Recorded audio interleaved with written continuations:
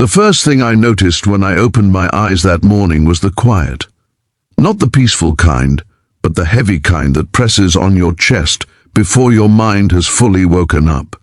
Sunlight spilled through the thin curtains, painting soft lines across the walls, and for a moment I forgot where I was and who I had been trying so hard to become. Then I turned my head, and my breath caught. She was standing near the window, barefoot, wrapped in my oversized shirt, the fabric brushing her knees as she moved slowly, as if afraid the day itself might break. She was wearing my shirt and nothing else. And in that fragile daylight, it felt less like temptation and more like a question about everything I had ever run from. If you believe in kindness, second chances, and stories that remind us how broken lives can still find meaning, take a moment right now to like this video, leave a comment, share it with someone who needs hope, and subscribe to the channel Kindness Touch. Your support helps these stories reach hearts that are still searching. Her name was Alina Mercer, and she was not supposed to be there. Not in my apartment, not in my life, and certainly not wrapped in something that carried my scent and my history. I had met her 3 weeks earlier on a bright afternoon when the city felt unusually gentle.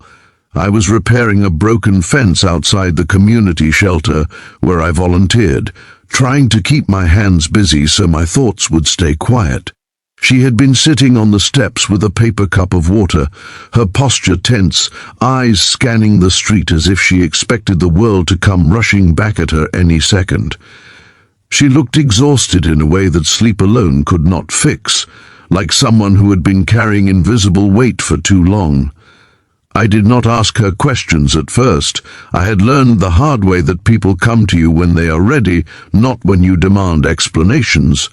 All I offered was a bottle of cold water and a nod that said she did not owe me anything. She told me later that small moment of not being pushed was the first crack in the wall she had built around herself. Over the next few days our paths crossed again and again in daylight.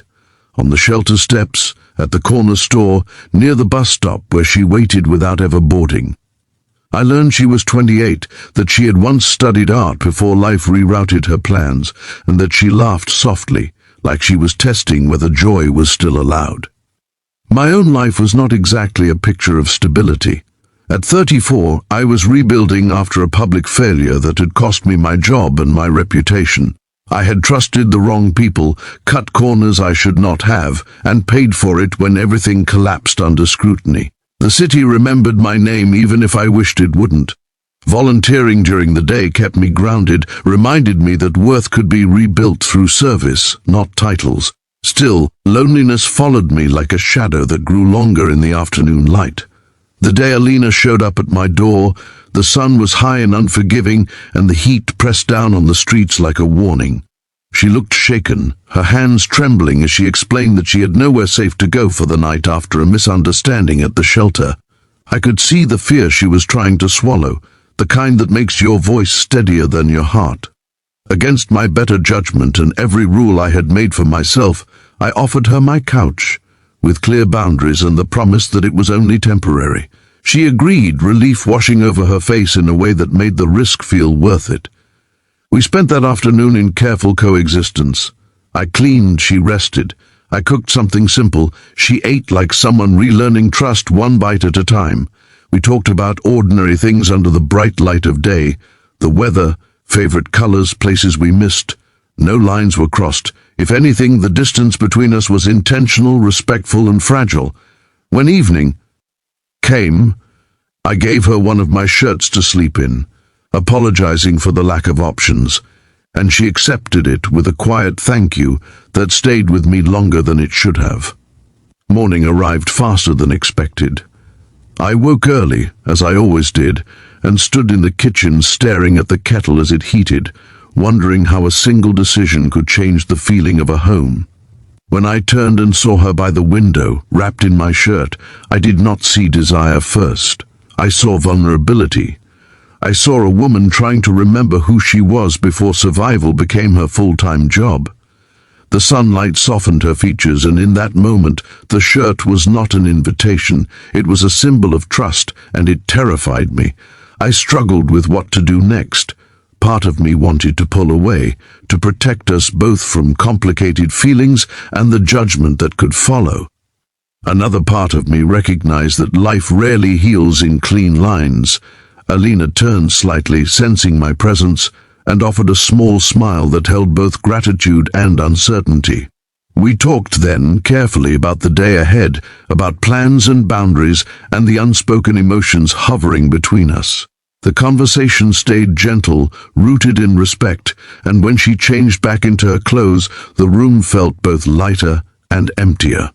Over the following days, daylight became our witness. We walked through the park where children laughed and trees swayed in open honesty. She told me about the choices that had led her off course, about people who had promised safety and delivered pain instead. I shared my own failures, the shame of watching your name fall from grace and learning to live with the echo. There was comfort in the honesty, in realizing that brokenness did not make us unworthy of care. Still, the challenge was always there. The world does not pause because two people are trying to heal. Rumors at the shelter started quietly, glances lingered too long, and I felt the familiar fear of being misunderstood rise again. I questioned whether helping her was hurting us both.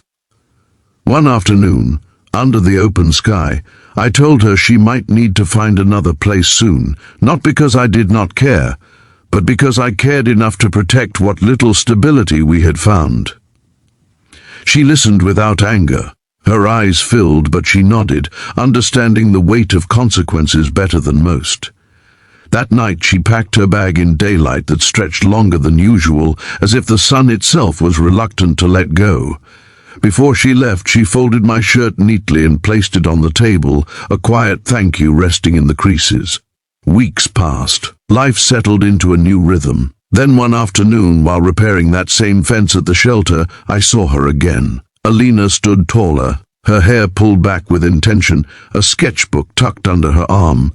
She told me she had found a small studio program that helped women get back on their feet through art. She was moving forward. We talked under the sun like two people meeting again for the first time, the past acknowledged but no longer heavy. If this story is touching your heart right now, if it reminds you of someone you once were or someone you still hope to become, please take a moment to like the video, share it, and let us know you are here. Your engagement helps keep stories like this alive. As she left that day, she thanked me, not for the shelter, not for the shirt, but for seeing her as more than a problem to solve. I realized then that sometimes the most powerful moments are not the ones filled with passion, but the ones filled with respect and restraint. She'd worn my shirt, yes, but what she carried with her afterward was something far more lasting: dignity, hope, and the courage to step back into the light. Before this story ends, I have one special request for you. Please comment below and tell us what part of this journey moved you the most, because your words matter more than you know. The sunlight faded into evening, but the lessons stayed clear. Kindness does not always look dramatic. Sometimes it looks like offering safety in the daytime, setting boundaries with compassion, and letting go so someone else can rise. And in that quiet truth, I found my own second chance too.